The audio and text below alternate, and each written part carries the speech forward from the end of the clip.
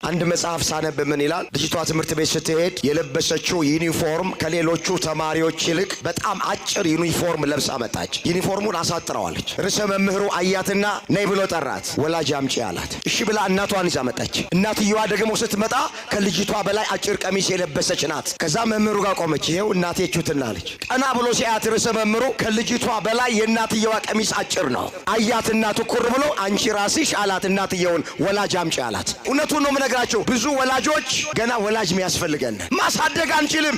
መውለድ ቁም ነገር አይደለም፣ እበትም ትል ይወልዳል። ማሳደግ ነው ቁም ነገሩ። ጊዮርጊስ ማለት አይደለም። ጊዮርጊስ የክርስቶስ ሰማዕት የሆነው ወላጆቹ በልጅነታቸው ስለሰሩበት ነው። ከየትም አይመጣም እኮ መልካም ልጅ፣ የተባረከ ልጅ፣ በጎ ልጅ፣ እግዚአብሔርን የሚፈራ ልጅ በተአምር አይመጣም። በልጅነቱ ከተሰራበት ነው። ሕፃናት ማለት ነጭ ወረቀት ናቸው።